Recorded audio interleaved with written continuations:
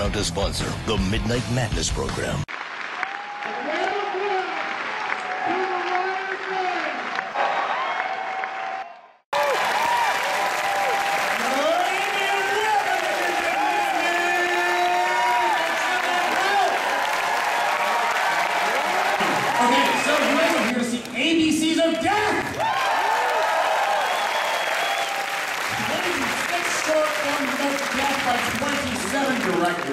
Well, there's an interesting thing about this film is for the letter T, they actually did an open call and asked people to do short films.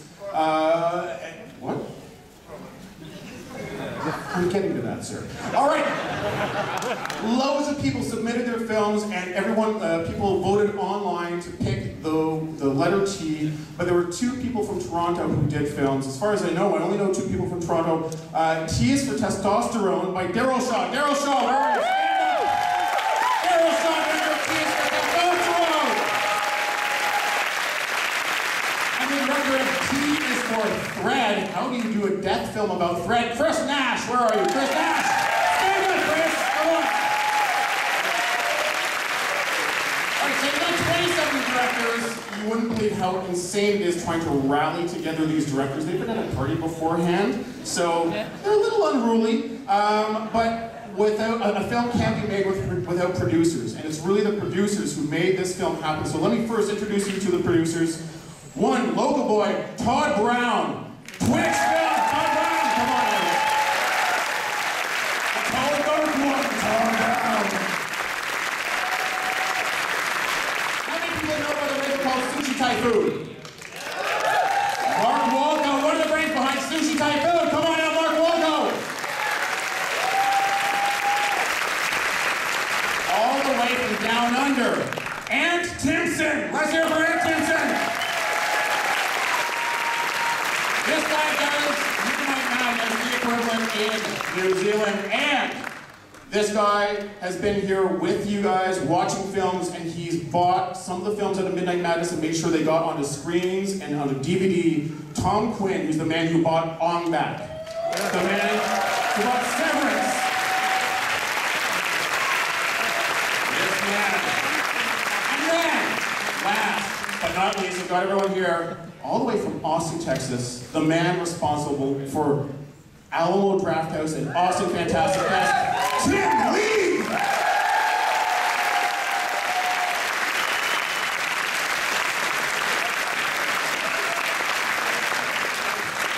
Okay, so we have a list of directors that we have to call out, and I'm going to ask Ann to start calling them out. All right, thank you very much, Colin. We've got a lot of directors to get through. I'm going to get through it very quickly, okay.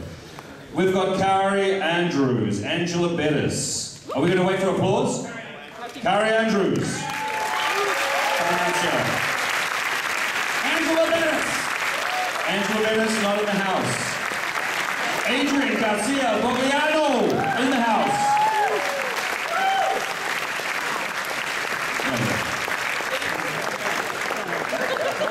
Bruno Bustani and Helene Catet. Ernesto Diaz Espinosa. Jason Eisner.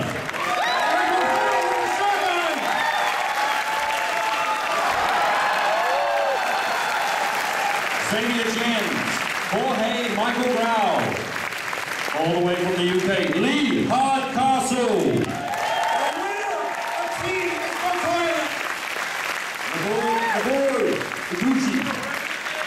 Thomas Kaplan Marling, Anders Morgadala, Yoshi Nishimura,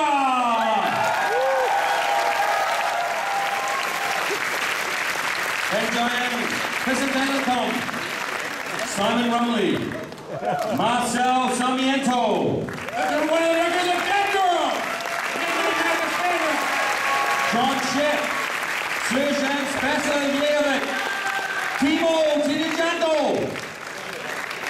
I just made him sound like Japanese, but he's not. Andrew Trauke. Okay. Nacho Vigalondo!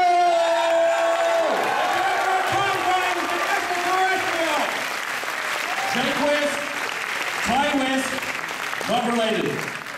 Dean Wheatley. Andrew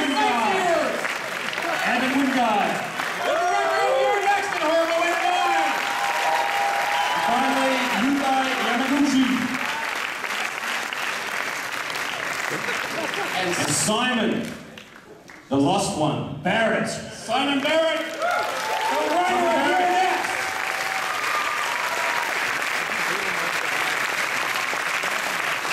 All right, so this is a crazy lineup, but obviously, okay, so show of hands of the directors. Show your hands, put your hands up. These are the directors in attendance for ABCs of Death!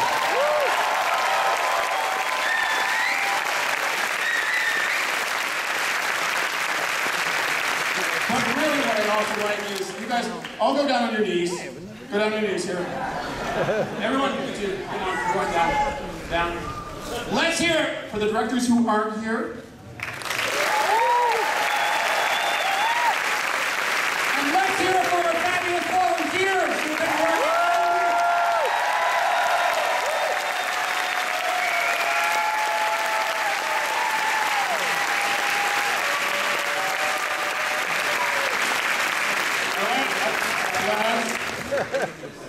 And, okay, this is crazy because we've got to start the film. But I believe that there's one director who has something to say. Mark, you might have to help with the translation here. I think somebody has something to say. Yoshihiro Nishimura, director of Tokyo Gore Police and Hell Driver, has something to say to someone in the audience.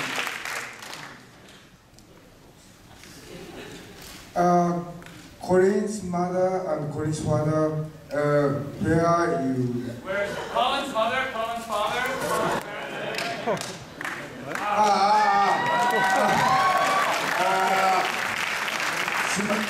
I'm sorry!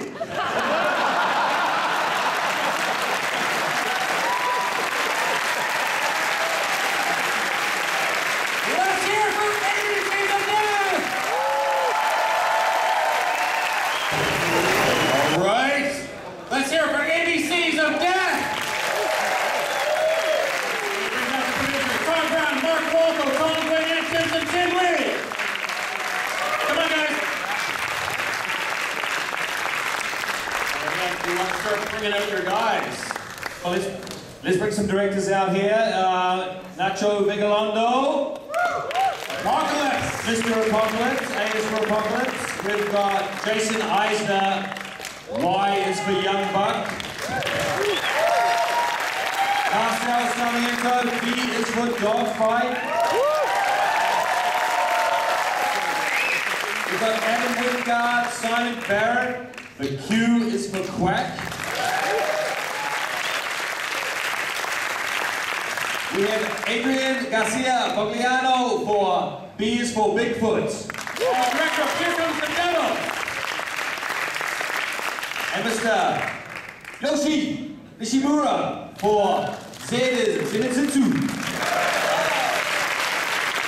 And finally, all the way from the UK, let's give a round for our contest winner, Lee Hardcastle. T is for Toilets. So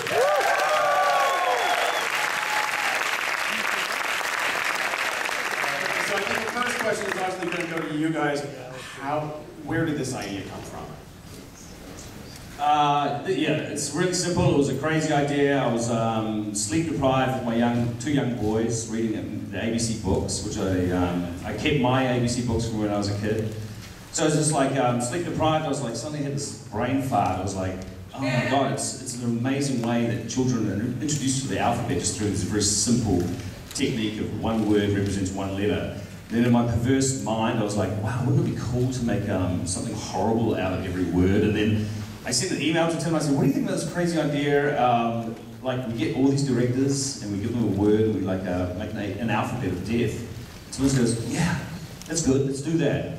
And then from there, it was like, because all the relationships Tim's had through Fantastic Fest, and myself as well through my festival, we sort of approached these guys and said, we've got an embarrassing amount of money, why don't we do this ridiculous notion? I mean, literally when we first thought of it, it was like, who wants to watch 26 short films in a row? Because it was like, it's not going to work. It's going to be absolutely an excruciating endurance test to get through. But it's played out so much better than I ever expected. And it's a tribute to all the fantastic directors who contributed. It was, I was just blown away with what they came up with. So which of you guys said yes first? Who was the first one on board?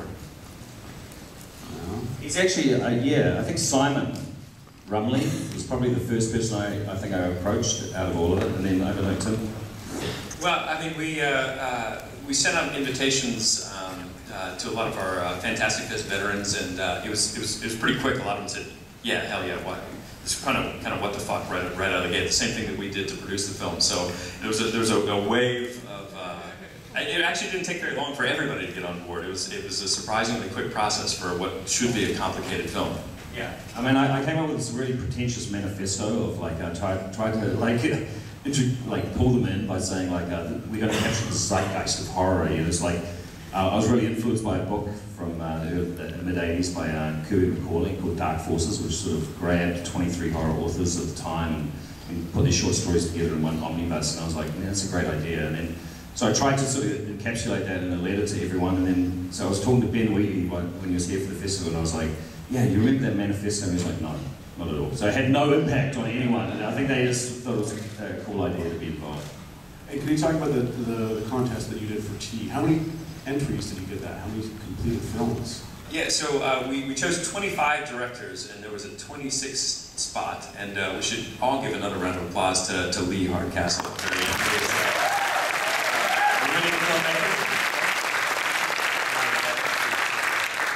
We were actually pretty surprised with the number of entries. There were hundreds of entries and thousands upon thousands of votes. But the overwhelming favorite was our pal there, and they had with Jaunty Ankle. So T is for Toilet was the champion, and we're gonna include probably our 10 other favorites on the DVD, so you can see some of the other winners from the contest. All right. Turbo, yes. Do we have any questions from the audience? Where do you start? Yes. What was the time limit, and would you consider rearranging the alphabet to sort of give us a different flow? Did everyone hear that? No. What was the time limit? Oh, the time limit per short? Yeah. It was under 5 minutes, and well, I don't even know what I'm talking. I had a few beers. Maybe it was 4 minutes. I'm not sure. And so. Rearranging the alphabet really only goes in one direction, my friend, so we're not really going to consider that. But I do also want to give a small shout out to some of the folks that, the way we did it is we asked all of our directors to choose first, second, and third choice of their letter that they would like to do. And Adam and Simon, they said, fuck it, we don't care what we get. And so we were left, nobody wanted Q, and so we actually assigned them the worst letter of the alphabet, and that's how that happened. Do we have anyone else here? Yes. Would you consider doing this again, possibly making it an annual thing? Would you ever do this again? Monthly. Monthly.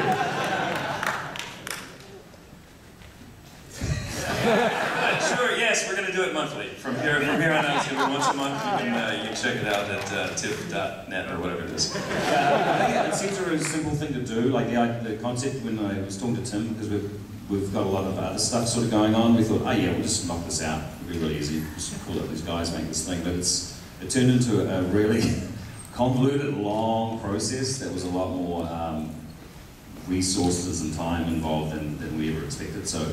Yeah, I don't know, man. It would be fun to do it all again, but it's really, I don't think these guys would ever want to do a short for that sort of money again, but you never know. We'll see. Anyone else here? Yes. Since you're going to do it monthly, do you think you might invite some more women next time? Yes, I'll address that question.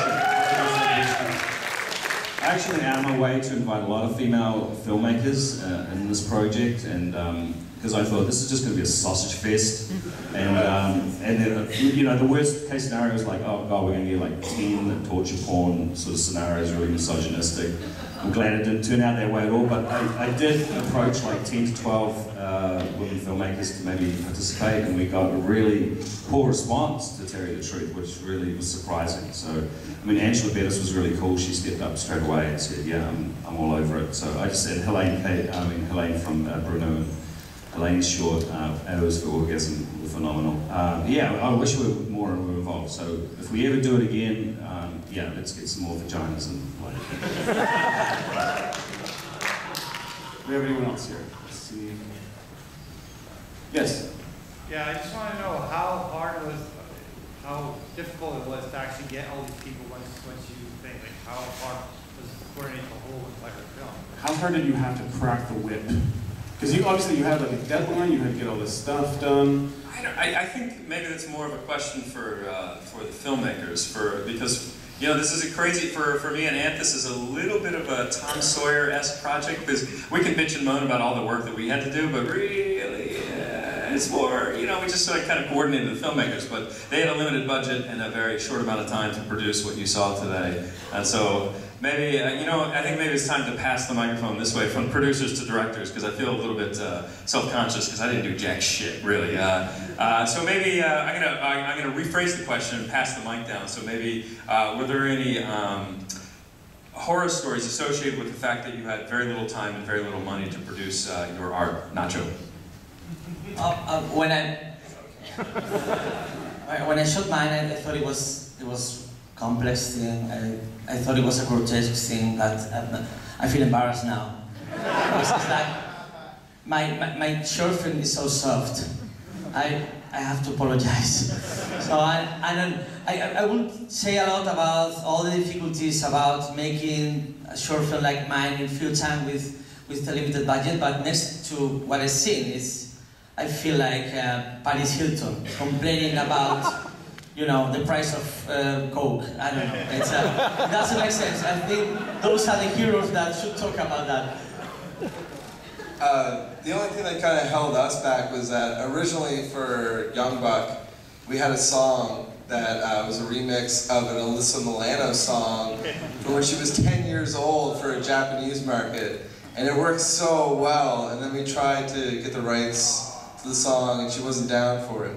But yeah, she did see it. I'm not too sure what her reaction was to it, but I know she just definitely wasn't down with it. But Power Glove, which is a group from Australia, they stepped up and they like rocked the soundtrack for us, which was awesome. I think the hardest thing for me was that we had to use a white lab. And the trainer said, oh, we can like dirty it up and add all this stuff, and the dog immediately like licked it all off, and it was gone in an hour. So I had to figure out how to make the dog dirty like after, and I had to teach myself After Effects, and that was tough. Can you talk about your relationship between the dog, and because I mean, when you see that, that's really brutal. You're like, I'm watching a movie, they're trained professionals. Can you talk about how you set that up for dogfight? Yeah, well, I knew the trainer, and I went to him and told him what I wanted to do, and he said, you know, that's very, very difficult. Like actor on animal contact is the hardest thing, and also costs tens of thousands of dollars and months of training, and he's telling me how it can't be done. And I'm sort of just looking at him, and he's got this great face, and I'm like, man, you look really good. And I said, why don't you be the guy? And it was me, and I had him right there, and so he was, you know.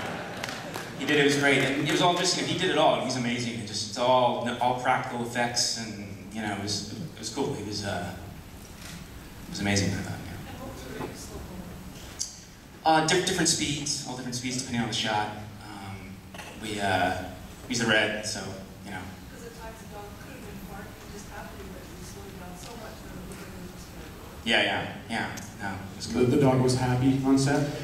Sweetest dog in the world. I mean, the little baby, you know, was like, you know, she, at the end, just like hugging the dog and like laughing. It's a white lab. I mean, it's a lab. It's like bouncing around. It's a good dog. It's nice. All right, the letter Q, the challenge coming up with what to do. Well, ours was really funny because, well, actually, like, years ago, I used to do all these 48-hour film festival competitions, you know, and so I had a lot of experience doing like short films in a short period of time, and doing those things, they always give you sort of like, you know, a prop you have to use or like a phrase you have to use. And so when it came to this, and we knew that we had to do something based on a letter, and they told us, you know, we could pick 3 letters. To me, it kind of like defeated the purpose for us because A, I didn't have any ideas at that point. And it was kind of like, well, let's let the whatever letter we get kind of inspire us. And I kind of had an idea that we were going to end up with like a shitty letter like Q, you know. And it was really funny because I remember like when we were just trying to figure out what we were going to do, I actually looked in the dictionary at like, you know, letters that start, words that start with Q, and I remember being like, there's like 3 pages or something, you know. And so there wasn't a lot to choose from. And actually, let me hand it to Simon. He can finish the rest of this. Well, yeah, I mean, I actually came up with a couple ideas that really sucked. And they weren't funny and they weren't interesting. What were the words? One was like quiet. It was a girl like smothering guys, just didn't like them talking during set. It would have been totally lame. It wasn't good. And then our producer of You're Next, Keith Calder, we were just like bitching about this in the office, and he was like, "You guys should do Quack, and you should just murder a duck." And we were like, "Some of what you just said interests us very much. I bet we could." And Adam and I were kind of like, "Well, I mean, we obviously couldn't kill an animal. We're both way too." I mean, we just couldn't do that. But then it was kind of like, we were kind of like, but it would be really amazing if we could. Oh, there's our idea. So actually, Keith has a story credit on it. Yeah, and like one thing that we wanted to really try to capture was just like whenever we're shooting movies and stuff, it's always like it feels so serious, you know, and no matter how ridiculous the situation is, you can't take a step out of it, you know. You're just like in that moment and you're like dealing with it. So we kind of wanted to try to capture that kind of like traumatic feeling of like, you know, feeling like so involved in something and it's so important. But then when you take a step back and you kind of look at it in this context, it's like, what the hell is going on here, you know? So, yeah. And in answer to the original question about the budgets, I feel really exploited and taken advantage of. Bigfoot. Yeah, it was really easy to me. Shooting a film in a very short period of time and everything else. But the hardest part for me was to make the story fit in less than 5 minutes. I initially was crying to the producers to make like 10 minutes long or something like that. It was very difficult because I haven't been making short films in a lot of years. But the rest was pretty easy. What I knew from the beginning was that I wanted to put a lot of dialogues to annoy people reading subtitles. Yeah, so I think I did it. And check out, there's another repeat screening of his film, which is in Vanguard, Here Comes the Devil. Check that one out. Sleep your head in the festival.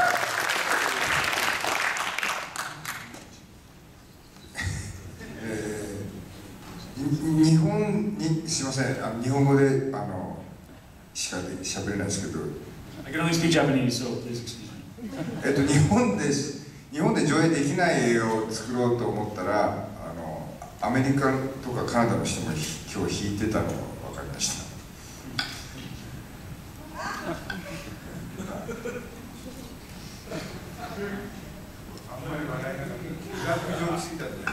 So originally his concept was to make, his challenge to himself was to make a film that could not be shown in Japan.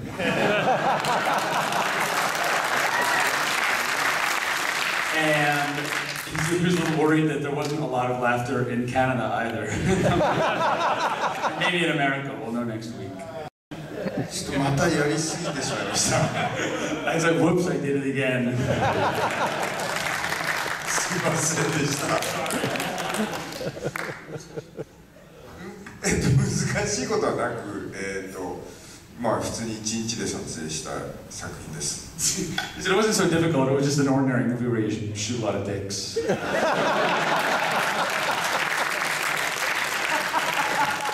From dicks to toilets. Well, I didn't have any pressure on my entry because, you know, I wasn't signed up for the film. It was a case of do your best and hope for the best. And the film that I made cost me exactly £100, Great British pounds. And it was made next to my bed. At the time I was living in an attic in Paris. And yeah, it was a weird situation for me, and I just it felt impossible at the time, but I just gave it my best, and I was like, okay, I'm going to make this film, and I just made it there, like next to the bed. And it's really weird because, you know, you brought into this world, the claymation world, which to me is just like this fucking piece of shit next to my bed.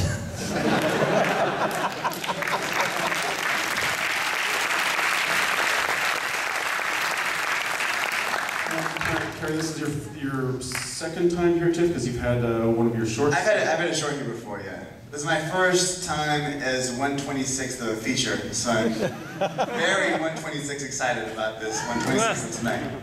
I studied V for vaginas, which is Latin for the cries of a newborn, and for me it was like, I had just had a feature fall apart, and I had like, you know, I was going through a rough time, and I was like, I need to do a short film to just wash out my creative juices, and you know, and then I saw that this event was happening, and I was like, I have to get involved if I can, so I started this campaign to get involved, and I think the very first thing I did was I emailed Harry Knowles at Ain't It Cool, because he wrote this review of my last movie that said Altitude was fucking retarded, but it was the kind of fucking retarded that I kind of like, so I was like, okay, get in touch with Tim League, and then I got in touch with Tim League's assistant, and she was like, no, this is full, I'm sorry, thank you for applying. And I was like, I'm not stopping, I'm gonna get this, and so I did the full court press, and you know, I think I got the last spot on the roster. And then I was like, well, now what do I do? And it was like, well, okay, I used to make short films for no money, so no one's getting paid, you know, everything's for free, I'm getting every resource I can for free, and that's what I, you know, did. I did as many explosions as I could. I had a new baby. I'm like, I'm gonna behead my baby, because that's production value. I have parental consent. You know, whatever it takes, right? So it's free, totally. So that's what I did. All right, let's hear it. The ABCs out there. Big round, friends.